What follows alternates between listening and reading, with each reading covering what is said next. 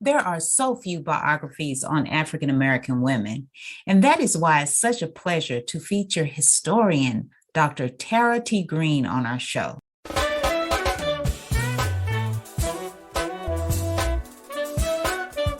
Welcome to the Empowerment Zone with Ramona Houston, where we zone in on Black and Brown relations and our journey to empowering our communities.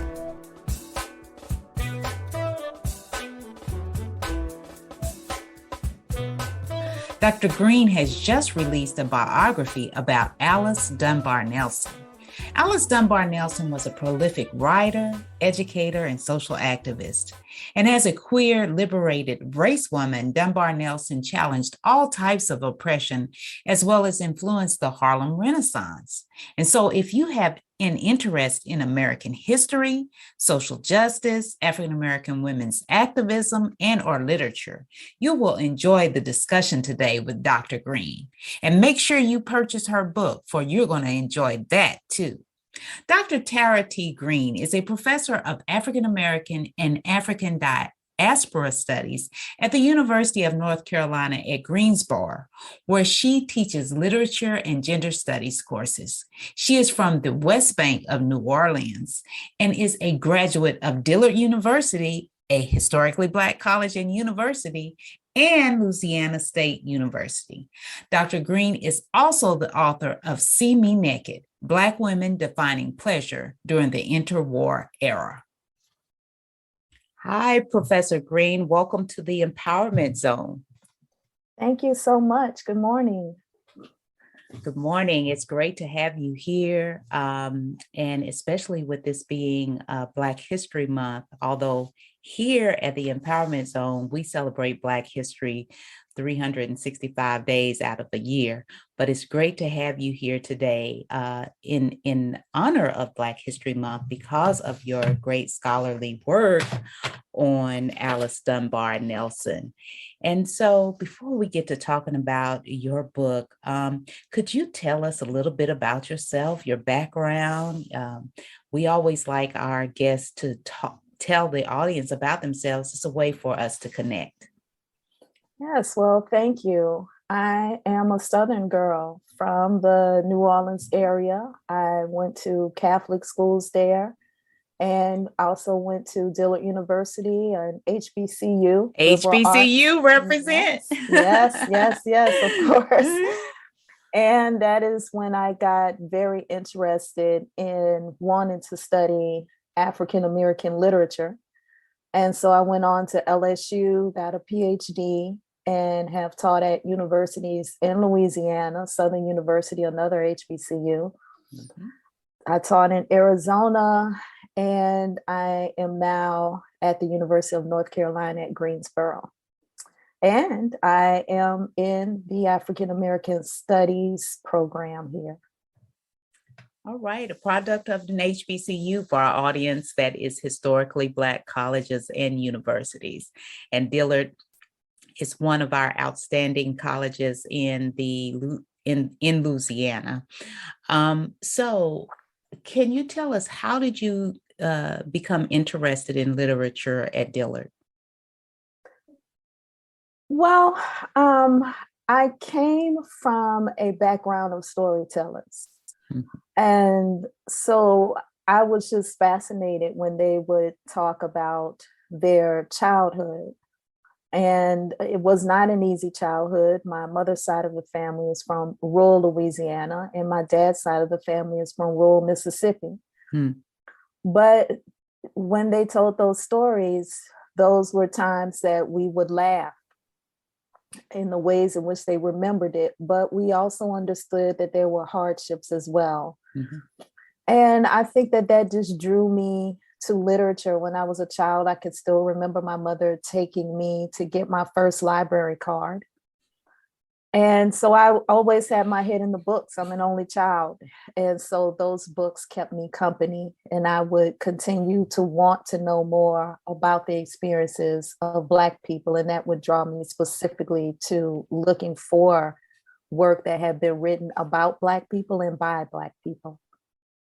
Yeah, isn't it amazing how our family members, the elders, the ancestors really spark our interest in history through storytelling?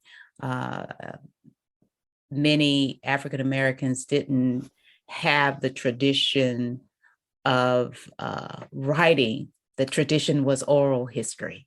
And I too have some great great aunts who also shared their stories. And it is the reason why we know the family history is because of these great great aunts who all, and when you're young, you're like, do I have to hear this again? And now you wish you could remember all of the stories they told. So I hope you are writing those down. But storytelling is a way to get us, it's a way to get us to books and to reading and really exploring our lives through books.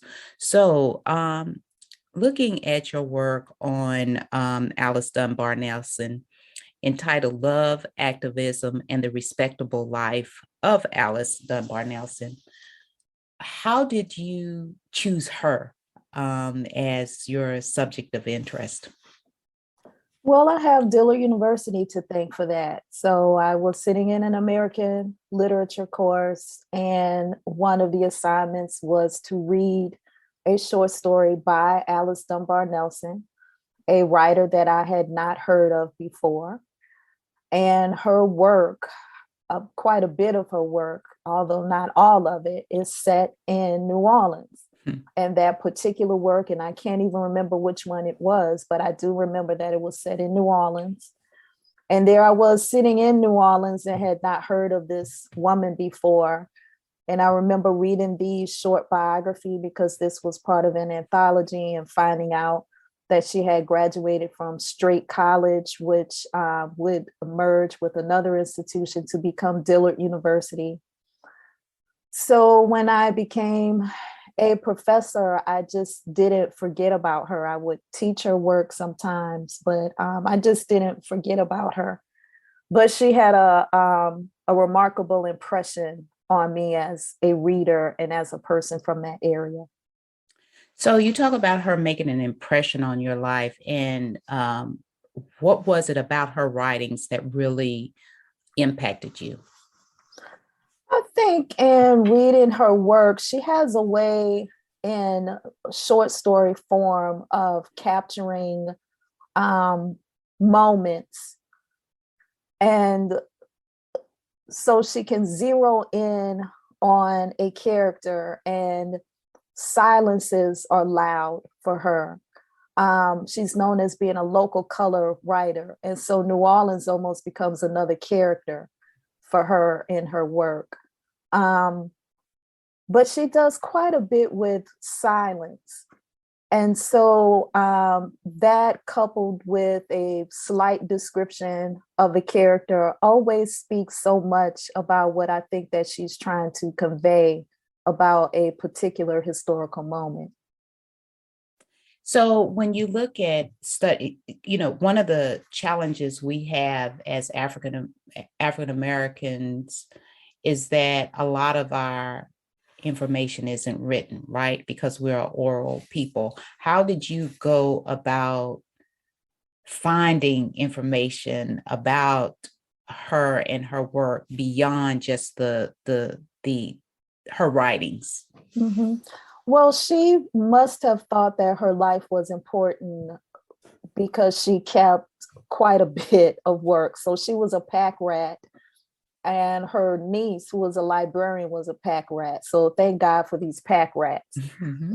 So because she wrote so much, she almost writes this fragmented narrative of her life that, of course, I had to put together by doing research that filled in some of the gaps, because there are silences in her archive as well.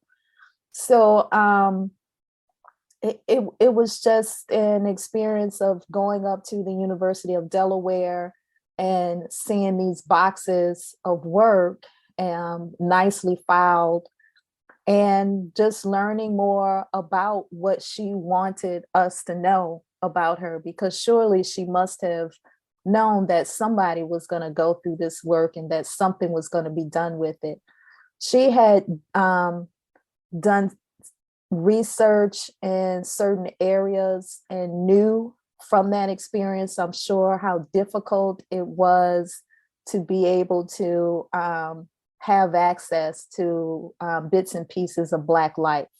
So Arturo Schonberg, and we should know him up at, we know the work that exists up at Harlem because of the work that he did. He was one of her friends. And so when she tried to do her own work, he was one of the people that she reached out to. So she had some models for people putting together collections. That's great to hear that she left so much written work behind, because many times when we tell the stories and write biographies about people, we end up using information that other people have written versus telling our own stories. So tell us about the book. What do you, in Alice's life, what is so valuable about her life, and what do you want to convey to the reader? Well, Alice Dunbar Nelson was born Alice Moore in 1875 in New Orleans. We know who her mother is. There's a mystery surrounding the identity of her father. And I believe that had an impact on, decisions that she would make throughout her life. She was active as a writer and active in the Phyllis Wheatley Club in New Orleans. She was also a teacher, which was why she went to Straight College to get training in that area. And then she would leave New Orleans. She would eventually marry Paul Laurence Dunbar, where she had an abusive relationship with him, but she did love him. She would leave him, and after he died, she would marry twice more. She also had relationships with women. So throughout this very active social life that she had, which I discuss in the book, she was a suffragist. She was an English teacher. She started organizations, including a chapter of the NAACP, and she remained very active in the Black Club women's movement. So talk about her activism, and for many of our audience may not know what the Black Women's Club movement is. Can you talk about her work and her commitment and impact in the Black Women's Club movement? So the Black Club women's movement, Black women's clubs began to emerge in the late 1800s. And those were organizations that Black women put together because they knew that if they networked, if they joined together, that they would be able to improve their condition in their local communities. But then they wanted to go national as well and to organize nationally. And so that would occur also. These were women who wanted to uplift the race. They wanted to focus on strengthening Black families, which of course have been torn apart. They understood the impact of slavery, even for those in the North who may have been second or third generation born free. But these were women who would pool their resources as teachers, as nurses, as people who may have been domestics working in homes. And they may cook meals and sell them and use the money to help to start a school, to open up a clinic. Really, they focus so much on providing resources for the community that they knew that the government was not going to provide, or instead of waiting for a white patron to help them, they would do it themselves. And so self-sufficiency was really important to Black people during this time, especially these women. And so who were some of her contemporaries? Well, Mary Church Terrell may be one of the most well-known, Ida B. Wells. in this area, we know Charlotte Hawkins Brown because she started a school that's in Sedalia, North Carolina. So there are so many Black women, all of these women who were well known, but I do want to again emphasize these women whose names we will never know. Exactly. Mm-hmm. Exactly. And so, when you look at the Black Women's Club movement, they were all about, like you stated, self-help, lifting up the community, lifting up families, and helping to develop African American institutions that served African Americans, right? Mm-hmm. But at the same time, these women were also really involved in women's suffrage and working to hold our government accountable in terms of their responsibility in the status of Black people.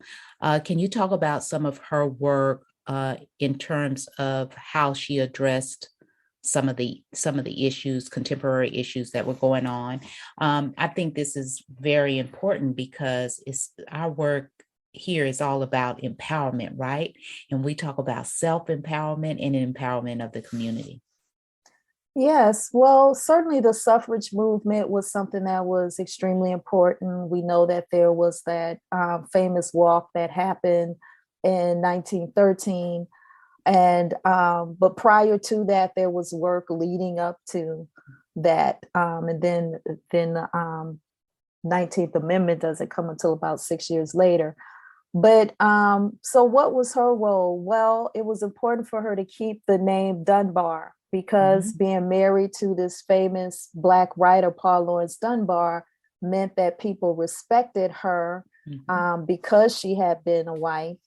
And as his widow, she was invited to speak at any number of events. And so she was a speaker who tried to get folks to really men to vote for women to have the right to vote in Pennsylvania. So she was dispatched there, and we have some copies because of her own collecting of newspaper clippings about her speeches. And what we know from that is that she was the kind of speaker that people love to hear and also that people love to see. And by that, I mean, there are descriptions of her, her face, her hair, her physique that we would hope that people would not talk about women in that way, but they did. So she was a person who was not only involved with the suffrage movement, but once women got the right to vote, it also became, at least in the North, by the way, we know about the problems in the South, but she continued to be involved with politics, and women of the Black Club Women's Movement were definitely, just because they were successful in one area didn't mean that they stopped. They would continue to press for more. So what does it mean to get the right to vote? You start to hold your people running for office accountable for addressing the needs of women and especially addressing the needs of Black people. Yes, so Black women have played a critical role in terms of the empowerment of the African American community. And that's, one of the critiques many of us have is that when we talk about Black history, many times we're focusing on men and not really looking at Black men and not really looking at the contributions of African American women.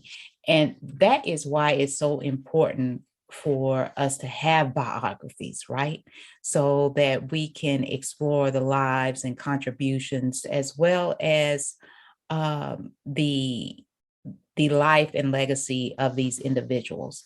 So talking about this lady who you talked about her having this really vibrant social life, and you also referred to her sexuality as well. A lot of Black people are afraid to talk about those issues or don't want to address them as if we don't have LGBTQI plus in our community. Can you discuss Alice in that respect? Yeah. So I had in doing preliminary research, because I didn't know that I was going to write a biography on her. But I knew that before I spent the time of going up to the University of Delaware to look through that collection, that I had to do some preliminary research. And so from that, because this is not something that we would find in a textbook anthology in the biography. So when I did some research, I ran across people saying that she was a lesbian, she was having affairs with women, and I'm like, I don't know if that's true or not, because just because we see it on the internet doesn't make it so. But when I went and I read, particularly in her diaries, the first thing actually that I ran across was letters from a lover, and so then I knew for myself. So, and being a researcher, we have to go where the research takes us. And because, I've been asked that question, why are you writing a book about this woman and she's having these affairs and she's doing this? Because that was her life. Mm-hmm. And when you're a researcher, you should go in with not this kind of judgment. Mm-hmm. Because what I wanted to do was to talk about her life through her perspective. And that's what I did. She loved women and women loved her. And she loved men. Mm-hmm. That's her life. And so for us to pretend like this is not an experience of people of the past, as my students have said to me, would be a mistake. That means mm-hmm. that we are silencing and making invisible aspects of our history and aspects of our communities, whereas people did important work, because they were all important to someone. And we need to acknowledge that and celebrate it as well. Totally agree with you and your students about the need not to silence people. I'm curious, do you feel like if we weren't in this moment right now where we recognize the LGBTQI experience, do you think you may have omitted that? Or what some people do omit those types of experiences, life experiences. What influenced you to decide to include it?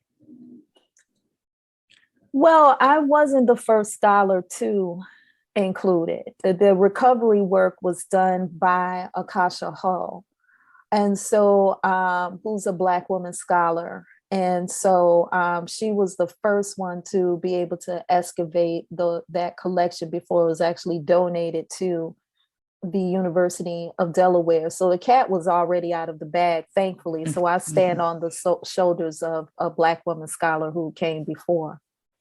Thank you. So let's talk about the why. When you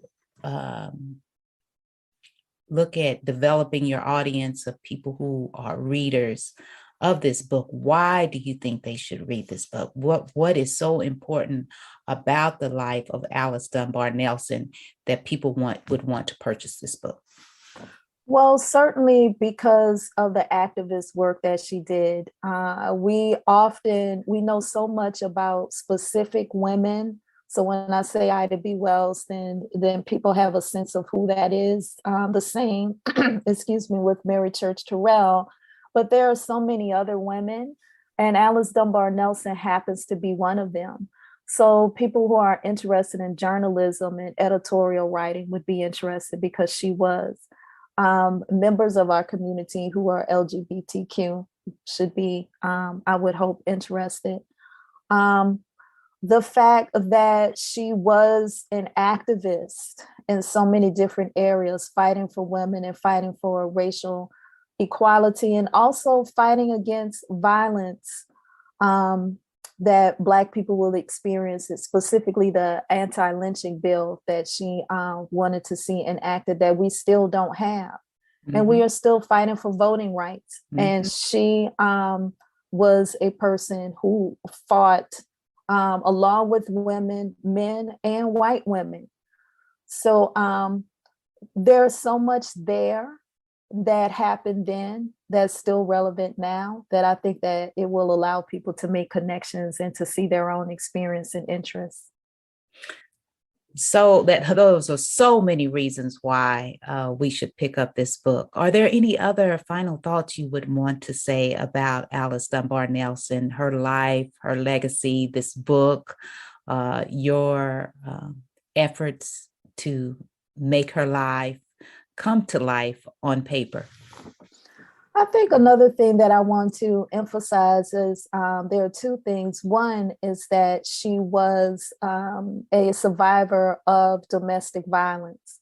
Mm. So how she survived that and how she rose above it to do so much work is something that I hope that people will find inspirational.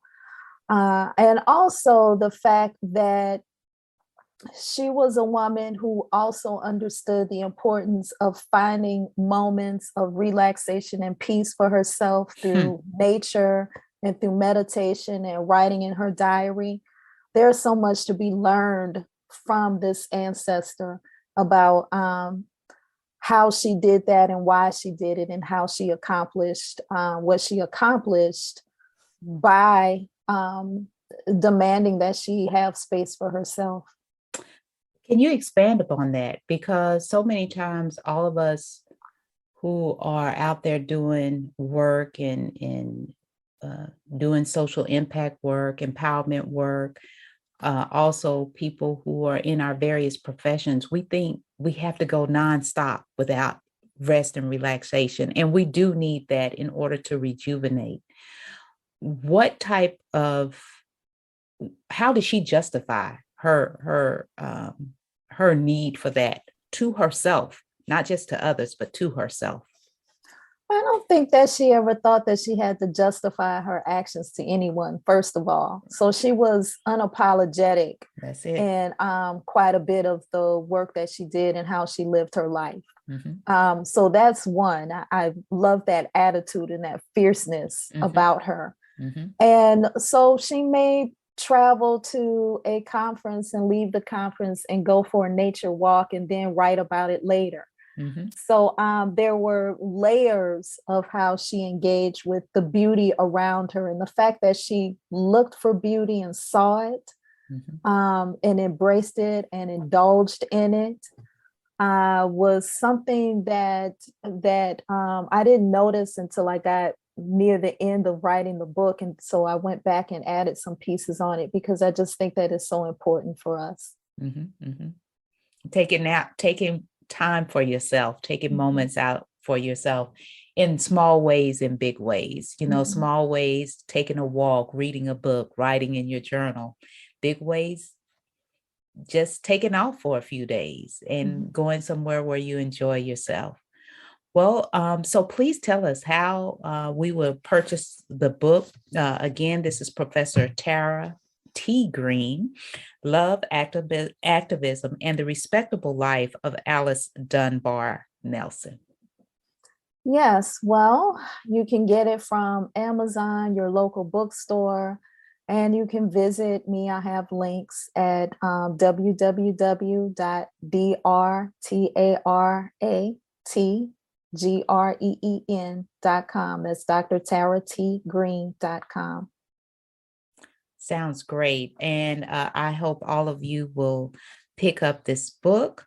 It is a wonderful biography of Alice Dunbar Nelson, and we can all learn so much about the life and legacy of this woman. And we really appreciate you, Professor Green, because I know a lot of love, effort, sweat, energy, a lot of energy went into writing this work, and we really appreciate your passion and your desire to get it done.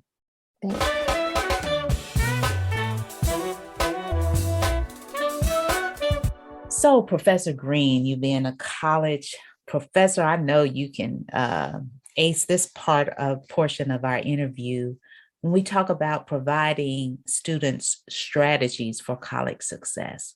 So could you please tell us what college or colleges did you attend? What were your major or majors and degrees?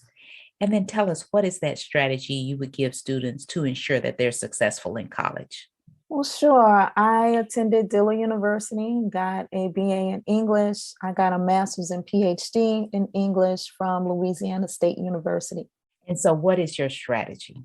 My strategy for students is to connect as much as possible with professors, to look for internships, and to connect with the career services. And what I'm really saying here is to build a network, a community of people who can provide you with information about opportunities that may exist for you to be able to get the experience that you need as you move through your college experience, but also preparing for your post-college experience. Great advice. Make sure that you connect with your professors. Your professors are the ones who know in advance all of those internship opportunities, scholarship opportunities, professional opportunities. So make sure you connect with your professors, connect with internships, and also connect with your career services. All of these connections will really help you to build your knowledge and experience and prepare you for your professional careers. Thank you so much, Professor Green. It's wonderful having you here on the Empowerment Zone. Thank you. Have a good day. A special thank you to the incredible team of the Empowerment Zone. Terry Ann Gully, theme song. NADWorks, digital support, and of course, our featured guest. If you enjoyed my podcast, please subscribe. We are on all of your favorite podcast platforms. Be sure to rate us on Apple Podcasts too. Thank you for your continued support.